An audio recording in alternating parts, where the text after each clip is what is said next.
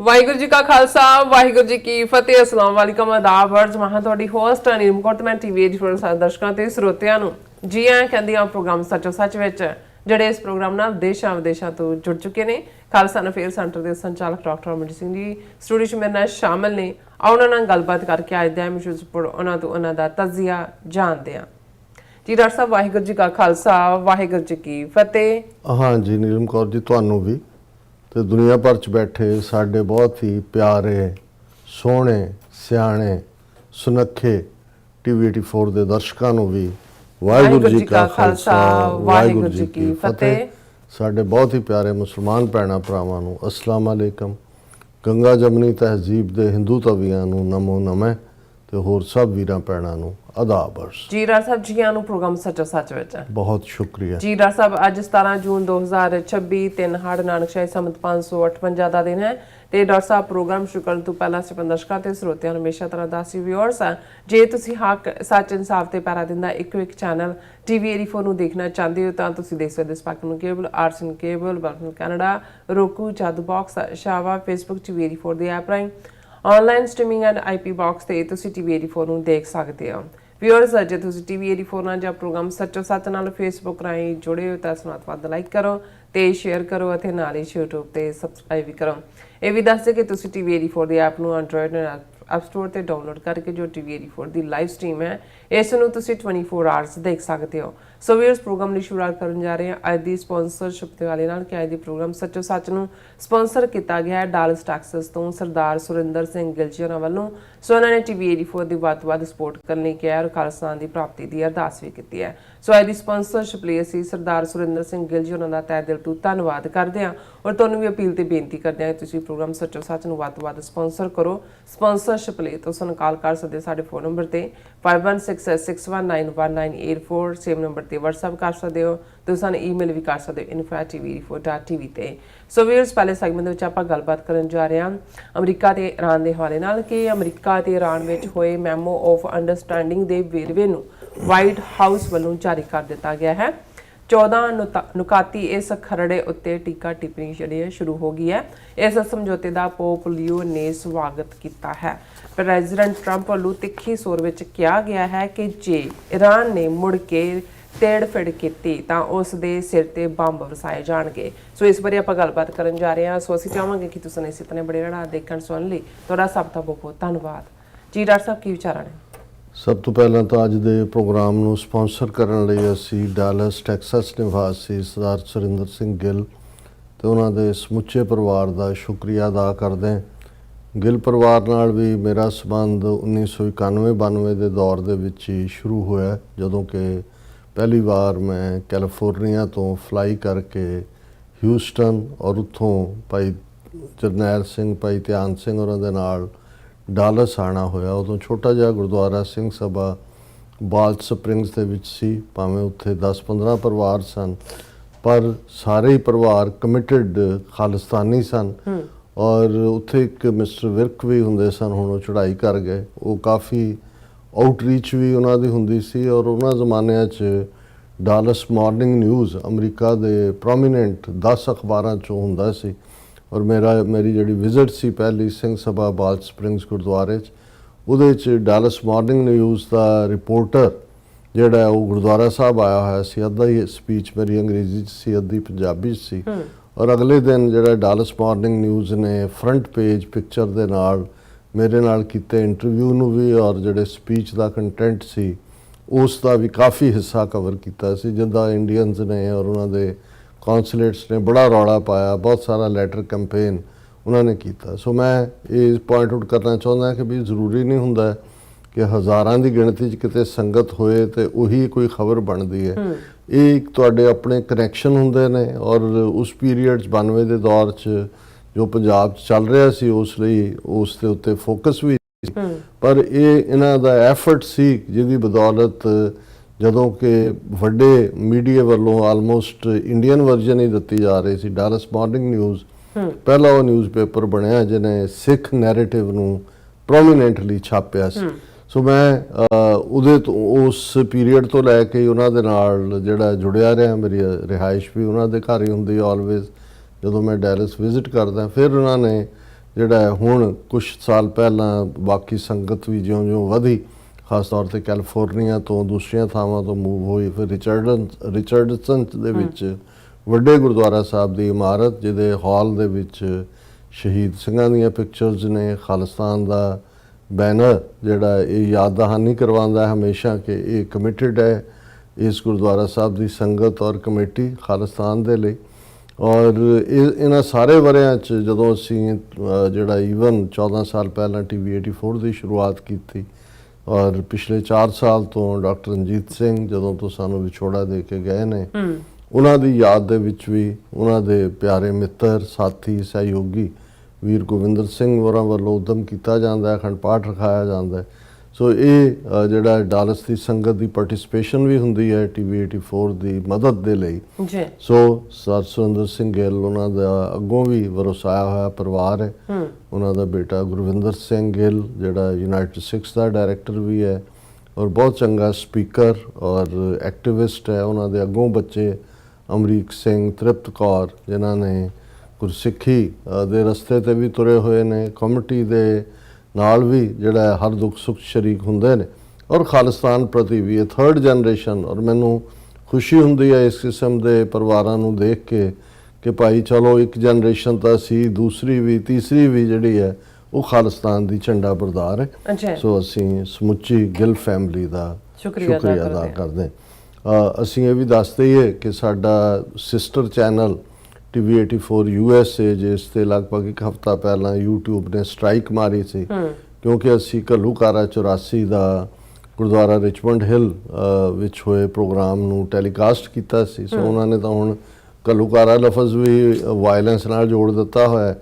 ਸੋ ਉਹ ਹਫ਼ਤੇ ਬਾਅਦ ਕਿਉਂਕਿ ਇਸ ਹਫ਼ਤੇ 'ਚ ਨਾ ਅਸੀਂ ਕੋਈ ਉਹਦੇ ਤੇ ਲਾਈਵ ਸਟ੍ਰੀਮ ਚਲਾ ਸਕਦੇ ਸੀ, ਨਾ ਕੁਝ ਪੋਸਟ ਕਰ ਸਕਦੇ ਸੀ, ਪਰ ਅੱਜ ਹਫ਼ਤਾ ਪੂਰਾ ਹੋ ਗਿਆ ਉਹਨਾਂ ਨੇ ਸਾਨੂੰ ਜਿਹੜਾ ਉਹ ਦੁਬਾਰਾ ਜਿਹੜਾ ਉਹ ਮੌਕਾ ਦਿੱਤਾ ਹੈ। ਸੋ ਅੱਜ ਸਾਈਮਲਟੇਨੀਅਸਲੀ TV 84 USA ਤੇ ਵੀ, ਕਿਉਂਕਿ ਇਹ ਇਸ ਲਈ ਵੀ ਅਹਿਮ ਹੈ ਕਿਉਂਕਿ ਸਾਡਾ ਮੇਨ ਅਫੀਸ਼ੀਅਲ ਚੈਨਲ ਤਾਂ ਇੰਡੀਆ ਦੇ ਵਿੱਚ ਬੈਨ ਹੈ। ਸੋ ਅਜੇ TV 84 USA ਰਾਹੀਂ ਜਿਹੜੇ ਉੱਥੇ ਬੈਠੇ ਸਾਡੇ ਵੀਰ ਭੈਣਾਂ ਨੇ ਉਹ ਇਸ ਨੂੰ ਦੇਖ ਸਕਦੇ ਨੇ। ਸੋ ਅਸੀਂ ਇਹ ਰਿਕਮੈਂਡ ਵੀ ਕਰਾਂਗੇ ਕਿ ਜਿਹੜੇ ਭਾਵੇਂ ਤੁਸੀਂ ਮੇਨ ਸਟ੍ਰੀਮ ਆਫੀਸ਼ੀਅਲ ਦੇ ਉੱਤੇ ਵੀ ਦੇਖ ਰਹੇ ਹੋ ਉਹਨੂੰ ਵਕਤੀ ਤੌਰ ਦੇ ਉੱਧਰ ਵੀ ਵਿਜ਼ਿਟ ਕਰੋ ਤੇ ਇੱਕ ਲਾਈਕ ਦੇ ਉੱਤੇ ਵੀ ਸਟ੍ਰਾਈਕ ਮਾਰ ਦਿਆ ਕਰੋ ਕਿਉਂਕਿ ਜਿਹੜਾ ਐਲਗੋਰਿਦਮ ਇਹਨਾਂ ਨੇ ਸੈੱਟ ਕੀਤਾ ਹੋਇਆ ਹੈ, ਜਿੰਨੇ ਲੋਕ ਲਾਈਵ ਦੇਖਣਗੇ, ਬਾਅਦ ਚ ਵਿਜ਼ਿਟ ਕਰਨਗੇ, ਜਿੰਨੇ ਲਾਈਕਸ, ਜਿੰਨੇ ਕਮੈਂਟਸ ਨੇ, ਉਹਦੇ ਨਾਲ ਇਹਦੀ ਵਿਜ਼ਿਬਿਲਟੀ ਹੋਰ ਜ਼ਿਆਦਾ ਵੱਧਦੀ ਜਾਏਗੀ। ਨਹੀਂ ਤਾਂ ਇਹਨਾਂ ਨੇ ਸਾਨੂੰ ਬਿਲਕੁਲ ਖੁੰਝੇ ਲਾਇਆ ਹੋਇਆ ਔਰ ਜਿੱਥੇ ਸਾਡੇ ਇੱਕ ਸੈਗਮੈਂਟ ਦੇ ਉੱਤੇ ਜਿਹੜੇ ਨੇ ਉਹ ਥਾਊਜ਼ੈਂਡਸ ਆਫ ਵਿਊਅਰਸ ਹੁੰਦੇ ਸੀ ਉਹ ਸਿਮੜਦੇ ਚਲੇ ਜਾ ਰਹੇ ਨੇ। ਸਾਨੂੰ ਪਤਾ ਹੈ ਵੀ ਕੋਈ ਇਹ ਨਹੀਂ ਹੈ ਕਿ ਕੋਈ ਨਵਾਂ ਕੁਝ ਬਦਲ ਗਿਆ, ਲੇਕਿਨ ਇਹ ਇਹਨਾਂ ਦੇ ਐਲਗੋਰਿਦਮ ਦੀ ਬਦੌਲਤ ਹੀ ਹੈ ਕਿ ਜਦੋਂ ਉਸ ਬਾਰ ਦੇ ਵਿੱਚ TV ਸਾਹਮਣੇ ਆਂਦਾ ਹੀ ਨਹੀਂ ਜਾਂ ਜਿਹੜਾ ਵੀ ਕੋਈ ਸਾਡਾ ਪ੍ਰੋਗਰਾਮ ਹੈ ਉਹ ਉਹਨਾਂ ਤੱਕ ਪਹੁੰਚਦਾ ਹੀ ਨਹੀਂ, ਨੋਟੀਫਿਕੇਸ਼ਨ ਵੀ ਨਹੀਂ ਹੈ। ਸੋ ਉਹਦੇ 'ਚ ਜੇ ਤੁਸੀਂ ਥੋੜਾ ਬਹੁਤ ਐਫਰਟ ਕਰੋਗੇ ਤੇ ਜਿਹੜੇ ਉੱਥੇ ਫਿਜ਼ੀਕਲੀ ਜਿਹੜੇ ਤਾਂ ਖੁਦ ਬਾਇਸ ਬੈਠੇ ਕਰ ਰਹੇ ਨੇ ਉਹਦੇ ਤਾਂ ਤੁਸੀਂ ਕੁਝ ਨਹੀਂ ਕਰ ਸਕਦੇ, ਪਰ ਜਿਹੜੇ ਇਹਨਾਂ ਨੇ ਐਲਗੋਰਿਦਮ ਦੇ ਵਿੱਚ ਕੁਝ ਇਸ ਕਿਸਮ ਦਾ ਸੈੱਟ ਕੀਤਾ ਹੋਇਆ ਉਹ ਵੀ ਟੁੱਟਦਾ ਉਸੇ ਕਿਸਮ ਦੇ ਹੀ ਚੀਜ਼ਾਂ ਦੇ ਨਾਲ ਹੈ ਜਿਹੜੇ ਸੁਜੈਸਟ ਸਾਨੂੰ, ਜਿਹੜੇ ਮੇਰਾ ਤਾਂ ਇਹ ਫੀਲਡ ਨਹੀਂ ਹੈ ਲੇਕਿਨ ਜਿਹੜੇ ਸੁਜੈਸਟ ਕਰਦੇ ਨੇ ਕਿ ਵੀ ਜਿੰਨੇ ਮੈਕਸਿਮਮ ਲੋਕ ਲਾਈਕ ਕਰਨ, ਜਿੰਨੇ ਮੈਕਸਿਮਮ ਕਮੈਂਟ ਹੋਣ, ਉਹਦੇ ਨਾਲ ਹੌਲੀ ਆਟੋਮੈਟਿਕਲੀ ਕੁਝ ਥੋੜੀ ਬਹੁਤ ਰਾਹਤ ਮਿਲਦੀ ਹੈ। ਬਿਲਕੁਲ। ਕੱਲ ਅਸੀਂ ਤਸੱਲੀ ਦਾ ਇਜ਼ਹਾਰ ਕੀਤਾ ਸੀ ਕਿ ਵੀ ਫਾਈਨਲੀ ਕਿਉਂਕਿ ਵੀਕਐਂਡ ਦੇ ਉੱਤੇ ਡਿਜੀਟਲ ਸਿਗਨੇਚਰ ਹੋ ਗਏ ਸਨ ਅਮਰੀਕਾ ਔਰ ਈਰਾਨ ਦੇ ਵਿੱਚ ਮੈਮੋ ਆਫ ਅੰਡਰਸਟੈਂਡਿੰਗ। ਅਸੀਂ ਇਹ ਵੀ ਦੱਸਦੇ ਹੀ ਹੈ ਕਿ ਡੀਲ ਜਾਂ ਐਗਰੀਮੈਂਟ ਤੇ ਮੈਮੋ ਆਫ ਅੰਡਰਸਟੈਂਡਿੰਗ ਦੇ ਵਿੱਚ ਫਰਕ ਹੁੰਦਾ। ਮੈਮੋ ਆਫ ਅੰਡਰਸਟੈਂਡਿੰਗ ਇੱਕ ਬੇਸਿਕ ਜਿਹੜਾ ਫਰੇਮਵਰਕ ਹੁੰਦਾ ਹੈ ਜਿਹਦੇ ਥੱਲੇ ਕਿ ਗੱਲਬਾਤ ਫਾਈਨਲ ਹੋਏਗੀ ਇਹਨਾਂ ਤੇ ਆਧਾਰਿਤ, ਉਹਦੇ ਵਿੱਚ ਪਲੱਸ ਮਾਈਨਸ ਵੀ ਹੁੰਦਾ ਹੈ, ਉਹਦੇ ਵਿੱਚ ਕੋਈ ਨੁਕਤੇ ਡ੍ਰੌਪ ਵੀ ਕੀਤੇ ਜਾ ਸਕਦੇ ਨੇ ਔਰ ਮੈਮੋ ਆਫ ਅੰਡਰਸਟੈਂਡਿੰਗ ਚੋਂ ਕਈ ਲੋਕ ਜਿਹੜੇ ਨੇ ਐਨ ਡੀਲ ਕਰਨ ਤੋਂ ਪਹਿਲਾਂ ਭੱਜ ਵੀ ਜਾਂਦੇ ਨੇ। ਪਰ ਜਿਸ ਲੈਵਲ ਦੇ ਉੱਤੇ ਦੋਨੋਂ ਹੀ ਧਿਰਾਂ ਜਿਹੜੀਆਂ ਨੇ ਔਰ ਉਹਦੇ ਵਿੱਚ ਜਿਹੜੀ ਤੀਸਰੀ ਤਾਂ ਸਪੋਇਲਰ ਧਿਰ ਹੈ ਇਜ਼ਰਾਈਲ, ਉਹਨੇ ਪਿਛਲੇ 24 ਘੰਟੇ 'ਚ ਵੀ ਲਬਨਾਨ 'ਚ ਆਪਣੇ ਹੱਲੇ ਰੋਕੇ ਨਹੀਂ ਨੇ ਔਰ ਪ੍ਰੈਜ਼ੀਡੈਂਟ ਟਰੰਪ ਜਿਹੜੇ G7 ਮੀਟ ਦੇ ਲਈ ਵੀ ਜਿਹੜੇ ਨੇ ਉਹ ਯੂਰਪ ਦੇ ਦੌਰੇ ਤੇ ਨੇ ਔਰ ਉਹਨਾਂ ਨੇ ਐਲਾਨ ਵੀ ਕੀਤਾ ਸੀ ਕਿ ਆਉਣ ਵਾਲੇ ਵੀਕਐਂਡ ਦੇ ਉੱਤੇ ਜਿਹੜਾ ਹੈ ਜਾਂ ਈਵਨ ਫਰਾਈਡੇ ਦੇ ਹਵਾਲੇ ਨਾਲ ਸੀ ਕਿ ਸਵਿਟਜ਼ਰਲੈਂਡ ਜਿਹੜਾ ਪ੍ਰੋਪਰਲੀ 1-to-1 ਸਿਗਨੇਚਰ ਹੋਣਗੇ। ਔਰ ਬਹੁਤ ਸਾਰੀ ਕਿਉਰਿਓਸਿਟੀ ਸੀ ਬਹੁਤ ਸਾਰਿਆਂ 'ਚ ਕਿ ਭਾਈ ਇਹਦਾ ਹੈ ਕੀ ਡਰਾਫਟ ਕੀ ਹੈ, ਮੈਮੋ ਆਫ ਅੰਡਰਸਟੈਂਡਿੰਗ ਦਾ ਕੀ ਨੁਕਤੇ ਨੇ। ਔਰ ਸ਼ਾਇਦ ਵਾਈਟ ਹਾਊਸ ਇਸ ਨੂੰ ਆਪਣੇ ਅਖੀਰਲੇ ਮੌਕੇ ਤੱਕ ਜਿਹੜਾ ਉਹ ਇੱਕ ਇਵੈਂਟ ਦੇ ਤੌਰ ਤੇ ਰੱਖਣਾ ਚਾਹੁੰਦਾ ਸੀ, ਜਿਹਦੇ 'ਚ ਪ੍ਰੈਜ਼ੀਡੈਂਟ ਟਰੰਪ ਨੇ ਜਿਵੇਂ ਕੱਲ੍ਹ ਕਿਹਾ ਸੀ ਕਿ ਮੈਂ ਖੁਦ ਕੈਮਰਿਆਂ ਸਾਹਮਣੇ ਆ ਕੇ ਪੜ੍ਹ ਕੇ ਸੁਣਾਵਾਂਗਾ। ਪਰ ਐਸਾ ਤਾਂ ਅੱਜ ਦੇ ਜ਼ਮਾਨੇ 'ਚ ਕੁਝ ਵੀ ਨਹੀਂ ਹੈ ਜਿਹੜਾ ਸੀਕ੍ਰੇਟ ਰਹਿੰਦਾ, ਕਿਉਂਕਿ ਬਲੂਮਬਰਗ ਨੇ ਇਸ ਦੇ ਉੱਤੇ ਸਟੋਰੀ ਬ੍ਰੇਕ ਕੀਤੀ ਔਰ ਉਹਨਾਂ ਨੇ ਉਹ ਆਲਮੋਸਟ ਸਾਰੇ ਨੁਕਤੇ ਜਿਹੜੇ ਨੇ ਉਹ ਪਬਲਿਸ਼ ਕੀਤੇ। ਸੋ ਸ਼ਾਇਦ ਉਸੇ ਦੀ ਬਦੌਲਤ ਹੈ ਕਿ ਵਾਈਟ ਹਾਊਸ ਨੇ ਉਹਨਾਂ ਦੇ ਸੀਨੀਅਰ ਆਫੀਸ਼ੀਅਲਸ ਨੇ ਜਿਹੜਾ ਉਹਦਾ text US Iran memorandum of understanding released by US ਦੇ ਥੱਲੇ ਏਜੰਸੀ ਫ੍ਰਾਂਸ ਪ੍ਰੈਸ ਨੇ ਵੀ ਇਸ ਨੂੰ ਰਿਪੋਰਟ ਕੀਤਾ ਹੈ। ਸੋ ਕਿਉਂਕਿ ਅਸੀਂ ਇਸ ਸਟੋਰੀ ਨੂੰ 28 ਫਰਵਰੀ ਤੋਂ ਹੀ, ਜਦੋਂ ਕਿ ਇਜ਼ਰਾਈਲ ਔਰ ਅਮਰੀਕਾ ਨੇ ਜਿਹੜਾ ਖਮੀਨਾਈ ਸਮੇਤ ਉਹਨਾਂ ਦੀ ਟਾਪ ਲੀਡਰਸ਼ਿਪ ਨੂੰ ਫੰਡਿਆ ਸੀ, ਆਪਣੇ ਪਹਿਲੇ ਹੱਲੇ 'ਚ ਲਗਾਤਾਰਤਾ ਨਾਲ ਕਵਰ ਕਰਦੇ ਆ ਰਹੇ ਹਾਂ। ਔਰ ਸਾਨੂੰ ਖੁਸ਼ੀ ਹੈ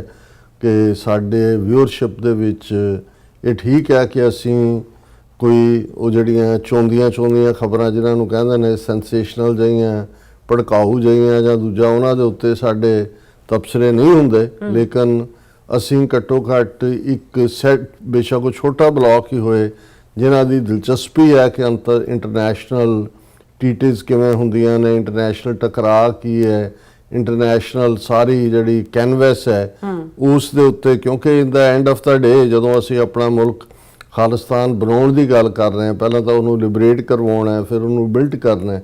ਕਿਉਂਕਿ ਅਸੀਂ ਅਲਟੀਮੇਟਲੀ ਕੋਈ ਚੀਜ਼ ਵੈਕਿਊਮ ਦੇ ਵਿੱਚ ਐਗਜ਼ਿਸਟ ਨਹੀਂ ਕਰਦੀ, ਸਾਡੀ ਐਗਜ਼ਿਸਟੈਂਸ ਵੀ ਅਲਟੀਮੇਟਲੀ ਧਰਤੀ ਦੇ ਉਸ ਖਿੱਤੇ ਦੇ ਵਿੱਚ ਇਹ ਜਿਹੜੇ ਬਦਲ ਰਹੇ ਹਾਲਾਤ ਨੇ, ਨਵਾਂ ਵਰਲਡ ਆਰਡਰ ਹੈ ਇਸ ਦੇ ਵਿੱਚ, ਔਰ ਉਹਦੇ 'ਚ ਕਿਵੇਂ ਇੰਟਰਨੈਸ਼ਨਲ ਟ੍ਰੀਟੀਜ਼ ਸ਼ੇਪ ਲੈਂਦੀਆਂ ਨੇ, ਕਿਵੇਂ ਟਕਰਾਅ ਹੁੰਦੇ ਨੇ, ਕਿਵੇਂ ਉਹਨਾਂ ਨੂੰ ਡਿਪਲੋਮੈਟਿਕਲੀ ਰਿਜ਼ੋਲਵ ਕੀਤਾ ਜਾਂਦਾ ਹੈ, ਕਿਵੇਂ ਜਿਹੜਾ ਡਿਪਲੋਮੇਸੀ ਦੇ ਨਾਲ ਪ੍ਰੈਸ਼ਰ ਟੈਕਟਿਕ ਹੁੰਦੇ ਨੇ, ਕਿਵੇਂ ਜਦੋਂ ਕੋਈ ਦੋਨੋਂ ਅੱਖਾਂ 'ਚ ਅੱਖਾਂ ਪਾ ਕੇ ਇੱਕ ਦੂਜੇ ਵੱਲ ਦੇਖ ਰਿਹਾ ਹੁੰਦਾ ਤੇ ਕਿਹਦੀਆਂ ਅੱਖਾਂ ਪਹਿਲਾਂ ਝਪਕਦੀਆਂ ਨੇ, ਹੂ ਬਲਿੰਕਸ ਫਸਟ।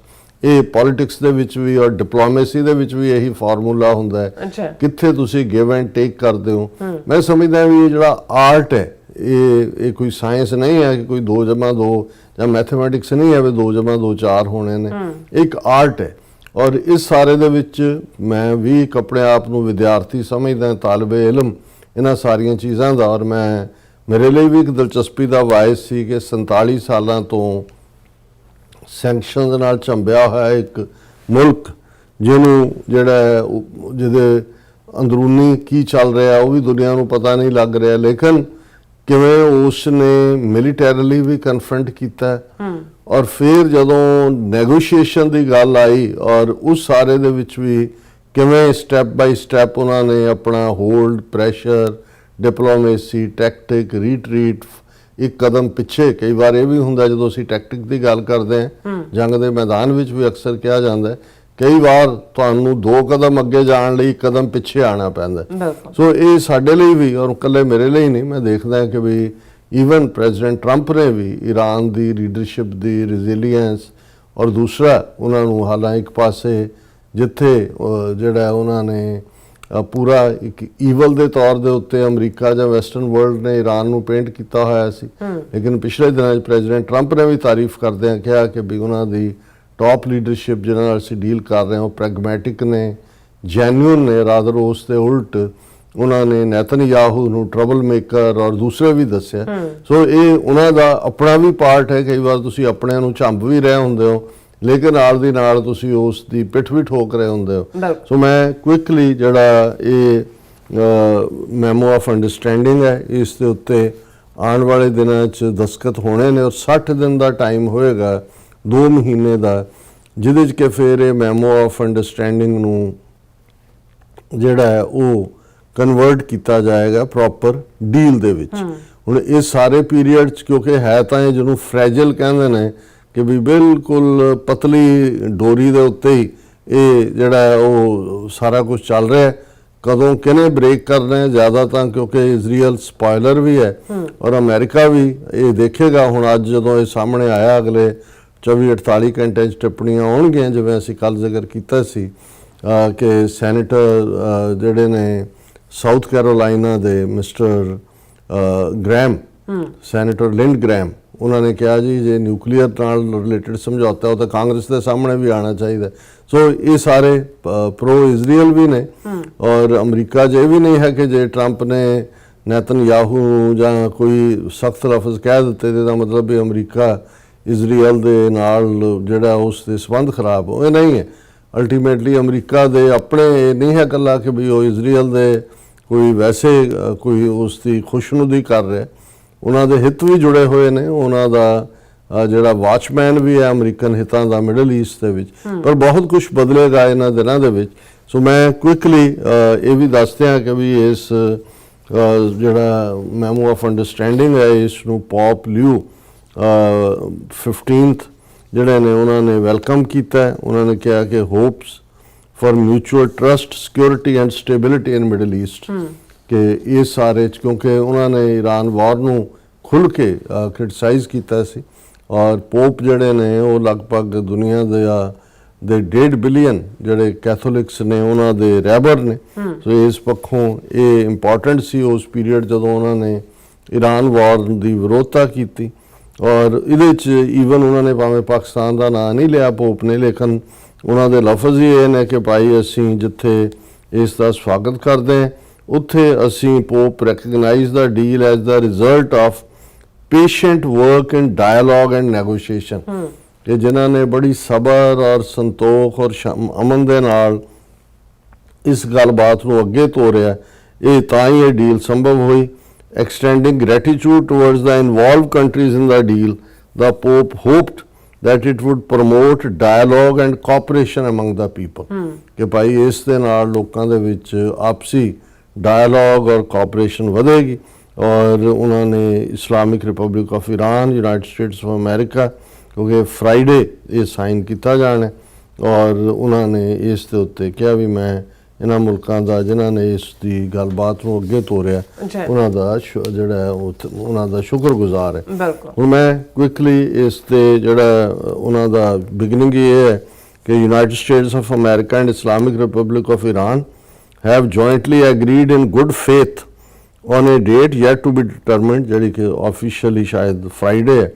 ਇਹ ਨੁਕਤੇ ਨੇ। Paragraph 1, The United States of America and Islamic Republic of Iran and their allies in the current war by signing this memo of understanding, ਇਹਨੂੰ ਮੈਂ future ਚ MOU ਹੀ ਕਹਾਂਗਾ, declare an immediate and permanent termination of military operations on all fronts, including in Lebanon, and undertake from now on not to initiate any war or any military operation against each other, and to refrain from threat or use of force against each other, and ensuring the territorial integrity and sovereignty of Lebanon.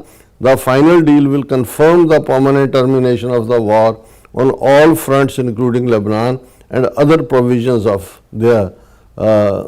this paragraph. ਹੁਣ ਜਿਹੜਾ ਪਹਿਲਾ ਨੁਕਤਾ ਹੈ ਇਹੀ in fact ਇਨ trouble ਹੈ। ਇੱਕ ਪਾਸੇ ਇਹਦੇ 'ਚ ਇਹ ਹੈ ਕਿ ਵੀ ਲੈਬਨਾਨ ਵੀ ਇਨਕਲੂਡਡ ਹੈ ਸੀਜ਼ਫਾਇਰ। ਅਮਰੀਕਾ ਔਰ ਸਾਰੀਆਂ ਕੰਸਰਨਡ ਪਾਰਟੀਜ਼ ਇੱਕ ਦੂਸਰੇ ਦੀ ਸੋਵਰਨਿਟੀ ਨੂੰ ਆਨਰ ਕਰਨਗੀਆਂ, ਪਰ ਇਜ਼ਰਾਈਲ ਲਗਾਤਾਰ ਲੈਬਨਾਨ ਦੇ ਉੱਤੇ ਹਮਲੇ ਕਰ ਰਿਹਾ। ਇਹਦੇ ਬਾਵਜੂਦ ਕਿ ਇਹਦੇ ਤੇ ਡਿਜੀਟਲ ਸਿਗਨੇਚਰ ਹੋ ਚੁੱਕੇ ਨੇ ਔਰ ਉਹਨਾਂ ਦੇ ਮਿਨਿਸਟਰ ਦਾ ਵੀ ਇਹ ਕਹਿਣਾ ਕਿ ਅਸੀਂ ਲੈਬਨਾਨ ਦੇ ਜਿਹੜੀ ਲੈਂਡ ਕਾਬੂ ਕੀਤੀ ਅਸੀਂ ਛੱਡਾਂਗੇ ਨਹੀਂ, ਅਸੀਂ ਹਮਲੇ ਜਾਰੀ ਰੱਖਾਂਗੇ। ਸੋ ਜਿਹੜਾ ਸਪੋਇਲਰ ਇਜ਼ਰਾਈਲ ਹੈ ਉਹ ਜਿਹੜਾ ਪਹਿਲਾ ਪੈਰਾਗ੍ਰਾਫ ਹੈ, ਹੁਣ ਇਹਦੇ ਤੇ ਅਮਰੀਕਾ ਕਿੰਨਾ ਕੁ ਇਜ਼ਰਾਈਲ ਦੀ ਬਾਹ ਮਰੋੜੇਗਾ ਔਰ ਉਸ ਨੂੰ ਜਿਹੜਾ ਉਹ ਟਿਕਾਣੇ ਰੱਖੇਗਾ, ਇਹ ਦੇਖਣ ਵਾਲੀ ਗੱਲ ਹੋਏਗੀ। ਨੰਬਰ 2 ਪੈਰਾਗ੍ਰਾਫ ਹੈ, the United States of America and Islamic Republic of Iran undertake to respect each other sovereignty and territorial integrity and to refrain from interfering in each other's internal affairs ਕਿ ਦੋਨੋਂ ਮੁਲਕ ਇੱਕ ਦੂਜੇ ਦੀ ਪ੍ਰਭੂ ਸੱਤਾ sovereignty ਨੂੰ honour ਕਰਨਗੇ ਔਰ ਇੱਕ ਦੂਸਰੇ ਦੇ ਅੰਦਰੂਨੀ ਮਾਮਲਿਆਂ ਦੇ ਵਿੱਚ। ਈਰਾਨ ਤਾਂ ਪਹਿਲਾਂ ਵੀ ਨਹੀਂ ਕਰਦਾ ਹੈ, ਅਮਰੀਕਾ ਨੂੰ ਜਿਹੜਾ ਰਜੀਮ ਚੇਂਜ ਦਾ ਸੀ ਇਹ ਵੀ ਉਹਨਾਂ ਨੇ ਮਨਾ ਲਿਆ ਕਿ ਭਾਈ ਹੁਣ ਜੋ ਹੈ ਇਹਦੇ ਨਾਲ ਹੀ ਤੁਸੀਂ ਜਿਹੜਾ ਸਬਰ ਸੰਤੋਖ ਕਰੋ।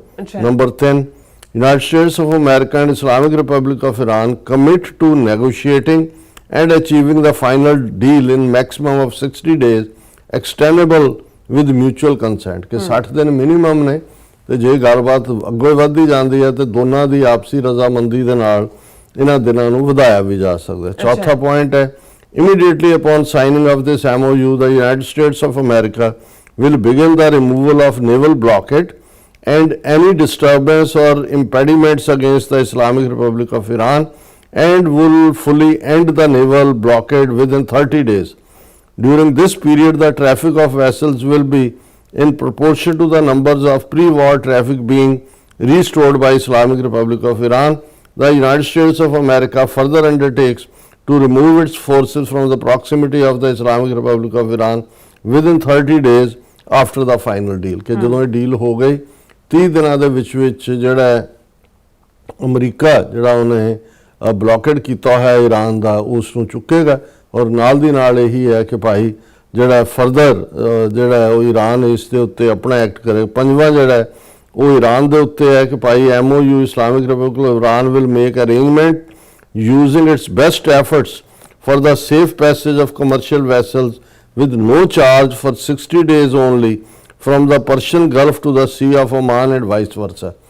ਕਿ ਇਹਨਾਂ 60 ਦਿਨਾਂ ਦੇ ਵਿੱਚ ਈਰਾਨ ਜਿਹੜਾ ਹੈ ਉਹ ਖੋਲੇਗਾ ਸਟ੍ਰੇਟ ਆਫ ਹਾਰਮੂਜ਼ ਨੂੰ, ਕੋਈ ਟੋਲ ਚਾਰਜ ਨਹੀਂ ਕਰੇਗਾ। The traffic of commercial vessels will immediately start and considering the need for removing the technical and military obstacles and demining by the Islamic Republic of Iran will be instated within 30 days।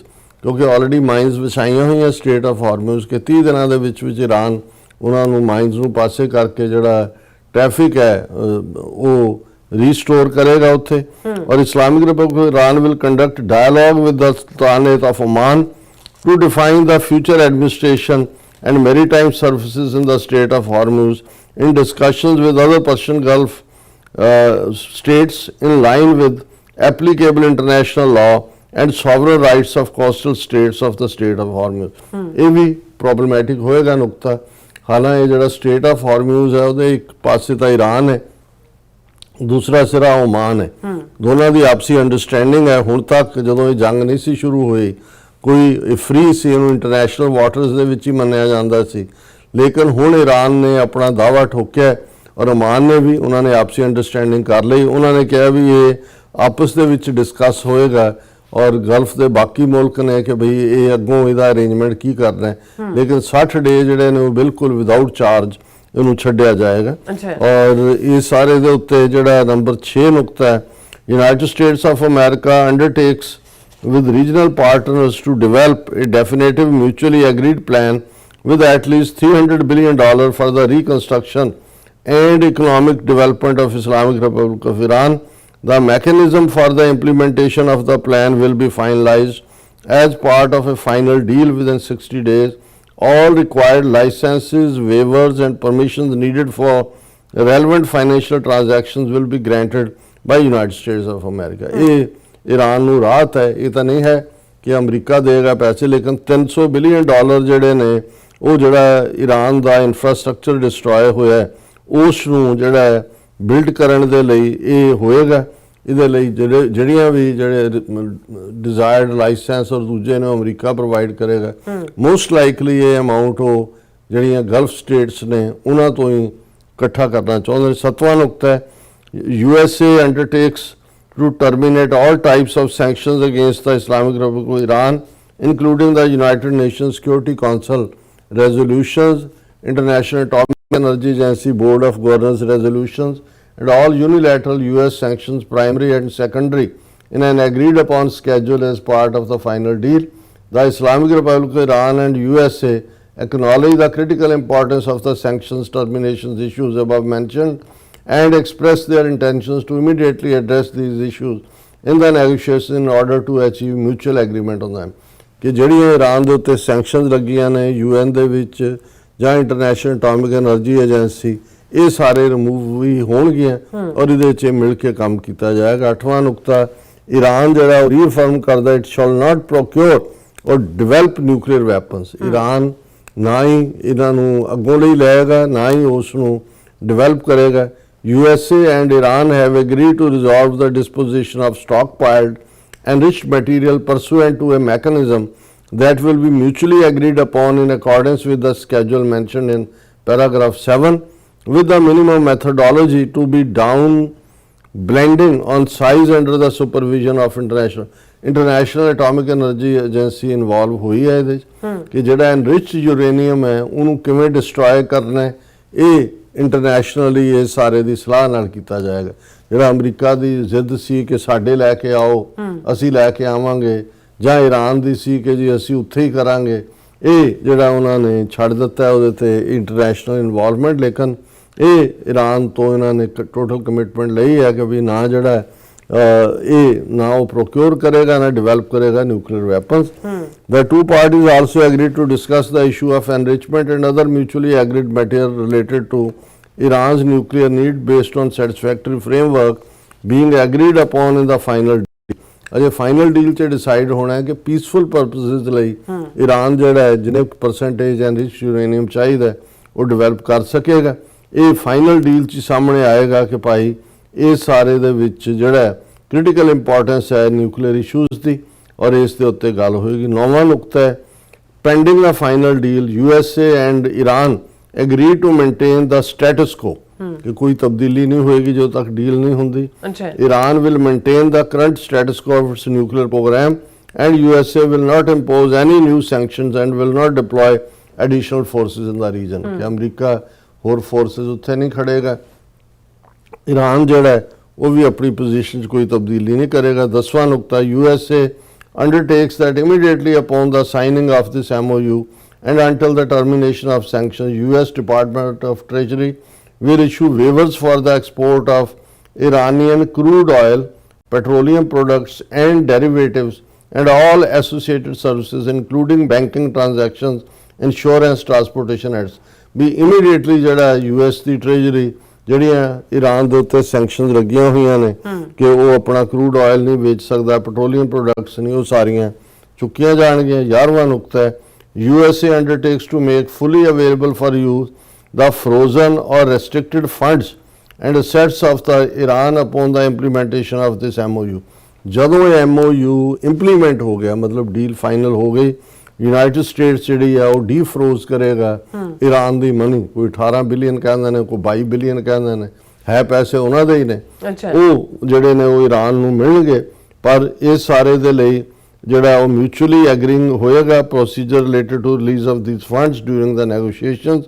Such funds, whether retained in the original account or transferred, shall be made fully usable for payment to any ultimate beneficiary designated by Central Bank of Islamic Republic of Iran। ਕਿ Iran ਜਿੱਥੇ ਕਹੇਗਾ ਉੱਥੇ ਉਹ transfer ਕੀਤੇ ਜਾਣਗੇ। USA ਜਿਹੜੇ ਵੀ ਲੋੜੀਂਦੇ licence ਔਰ ਆਥੋਰਾਈਜੇਸ਼ਨ ਨੇ ਇਹਦੇ ਲਈ ਉਹ ਕਰੇਗਾ। 12ਵਾਂ ਨੁਕਤਾ ਹੈ USA ਔਰ Iran agree that an executive mechanism will be established to monitor the successful implementation of this MOU and future compliance of the final deal। ਕਿ ਫਾਈਨਲ ਡੀਲ ਤੋਂ ਪਹਿਲਾਂ ਇੱਕ ਜਿਹੜੀ ਹੈ ਪ੍ਰੋਪਰ ਇੱਕ ਐਗਜ਼ੈਕਟਿਵ ਮੈਕੈਨਿਜ਼ਮ ਹੋਏਗਾ ਜਿਹੜਾ ਮੋਨੀਟਰ ਕਰੇਗਾ ਵੀ ਇਹ ਜਿਹੜੇ ਕਲੌਜ਼ ਨੇ ਉਹ ਮੋਨੀਟਰ ਹੋ ਰਹੇ ਨੇ। 13ਵਾਂ ਹੈ ਕਿ after signing this MOU and subject to the beginning of implementation of paragraph, ਸਾਰਿਆਂ ਦੇ ਨੰਬਰ ਦਿੱਤੇ ਨੇ, continuing implementation of these measures, the USA and Iran will start negotiations regarding the final deal exclusively on the other paragraphs। ਕਿ ਇਹ ਜਿਹੜਾ ਇਹਨਾਂ ਦੇ ਉੱਤੇ ਗੱਲਬਾਤ ਹੋਏਗੀ। ਔਰ ਫਾਈਨਲੀ 14ਵਾਂ ਪੁਆਇੰਟ ਹੈ the final deal will be endorsed by a binding UN Security Council resolution। ਸੋ ਜਿਹੜਾ UN ਨੂੰ ਬਾਹਰ ਰੱਖ ਕੇ ਰੱਖਣ ਦੀ ਸੀ ਉਹ ਵੀ ਖਤਮ ਹੋਈ। ਔਰ ਮੈਂ ਸਮਝਦਾ ਵੀ ਇਸ ਦੇ ਵਿੱਚ ਇਹ ਇੱਕ ਵਿਨ-ਵਿਨ ਸਿਚੁਏਸ਼ਨ ਹੈ ਕਿਉਂਕਿ ਦੋਨੋਂ ਪਾਸਿਓਂ ਜਿਹੜਾ ਉਹ ਫਲੈਕਸੀਬਿਲਿਟੀ ਦਿਖਾਈ ਗਈ ਹੈ। ਹਾਲਾਂ ਬਹੁਤ ਸਾਰਿਆਂ ਨੂੰ ਲੱਗਦਾ ਹੈ ਵੀ ਈਰਾਨ ਕਾਫੀ ਕੁਝ ਬਣਾਉਣ 'ਚ ਕਾਮਯਾਬ ਰਿਹਾ, ਲੇਕਿਨ ਮੈਂ ਸਮਝਦਾ ਵੀ ਇਹ ਪ੍ਰੈਜ਼ੀਡੈਂਟ ਟਰੰਪ ਦੀ ਵੀ ਸਕਸੈਸ ਹੈ ਕਿ ਉਹਨਾਂ ਨੇ ਨਿਊਕਲੀਅਰ ਮੁੱਦੇ ਦੇ ਉੱਤੇ ਜਿਹੜਾ ਸਟੈਂਡ ਲਿਆ ਸੀ ਉਹ ਘੱਟੋ ਘੱਟ ਜਿਹੜਾ ਉਹ ਆਪਣੇ ਲੋਕਾਂ ਨੂੰ ਦਿਖਾ ਸਕਦੇ ਨੇ। ਔਰ ਉਹ ਵੀ ਇੱਕੋ ਹੀ ਨੁਕਤੇ ਤੇ ਕਹਿ ਰਹੇ ਨੇ ਕਿ ਵੀ ਕੋਈ ਹੁਣ ਜਿਹੜਾ ਉਹ ਈਰਾਨ ਨਿਊਕਲੀਅਰ ਵੈਪਨ ਨਹੀਂ ਅਖਤਿਆਰ ਕਰ ਸਕਦਾ। ਲੈਟ ਵੀ ਹੋਪ ਕਿ ਵੀ ਇਹ ਇਨ ਬਿਟਵੀਨ ਭਾਨੀ ਮਾਰਨਾ ਕੋਈ ਆ ਜਾਏ ਕਿ ਇਹ ਸਾਰਿਆਂ ਨੂੰ ਡੀਰੇਲ ਕਰਦੇ। ਬਿਲਕੁਲ ਡਾਕਟਰ ਸਾਹਿਬ, ਤੁਹਾਡਾ ਬਹੁਤ ਬਹੁਤ ਧੰਨਵਾਦ। ਸੋ ਥੱਲੇ ਨੇ ਬ੍ਰੇਕ ਵਿਊਅਰਸ, ਬ੍ਰੇਕ ਤੇ ਜਾਣ ਤੋਂ ਪਹਿਲਾਂ ਅਸੀਂ ਤੁਹਾਨੂੰ ਅਪੀਲ ਤੇ ਬੇਨਤੀ ਕਰਾਂਗੇ ਕਿ ਵਿਊਅਰਸ, ਜਿਸ ਤਰ੍ਹਾਂ ਤੁਸੀਂ ਜਾਣਦੇ ਹੋ ਕਿ ਟੀਵੀ 84 ਇੱਕ ਪੰਥਕ ਚੈਨਲ ਹੈ ਔਰ ਟੀਵੀ 84 ਦੀ ਚੜ੍ਹਦੀ ਕਲਾ ਲਈ ਵੱਧ ਤੋਂ ਵੱਧ ਡੋਨੇਟ ਕਰੋ। ਡੋਨੇਟ ਕਰਨ ਲਈ ਸਾਡੀ ਵੈਬਸਾਈਟ tv84.tv ਤੇ ਜਾ ਕੇ PayPal ਦੀ ਵਰਤੋਂ ਕਰਕੇ ਵਨ ਟਾਈਮ ਡੋਨੇਟ ਕਰ ਸਕਦੇ ਹੋ, ਮੰਥਲੀ ਡੋਨੇਟ ਵੀ ਕਰ ਸਕਦੇ ਹੋ। ਤੁਸੀਂ ਟੀਵੀ 84 ਦੇ ਨਾਮ ਤੇ ਚੈੱਕ ਬਣਾ ਕੇ ਸਾਨੂੰ ਮੇਲ ਵੀ ਕਰ ਸਕਦੇ ਸਾਡੇ ਇਸ ਪਤੇ ਤੇ 36-01 37th Avenue, Long Island City, New York 11101 USA, ਜਾਂ ਫਿਰ ਤੁਸੀਂ ਸਾਨੂੰ ਫੋਨ ਰਾਹੀਂ ਵੀ ਸੰਪਰਕ ਕਰ ਸਕਦੇ ਹੋ 5166191984। ਤੁਸੀਂ ਸਾਨੂੰ ਈਮੇਲ ਵੀ ਕਰ ਸਕਦੇ info@tv84.tv ਤੇ। ਅਸੀਂ ਤੁਹਾਡੇ ਤਹਿ ਦਿਲ ਤੋਂ ਸ਼ੁਕਰਗੁਜ਼ਾਰ ਹੋਵਾਂਗੇ। ਸੋ ਇੱਥੇ ਲੈਣੇ ਬ੍ਰੇਕ ਵਿਊਅਰਸ, ਤੁਸੀਂ ਇਸੇ ਤਰ੍ਹਾਂ ਬਣੇ ਰਹਿਣਾ। ਮਿਲਦੇ ਹਾਂ ਆਫਟਰ ਦਿਸ ਸ਼ਾਰਟ ਬ੍ਰੇਕ।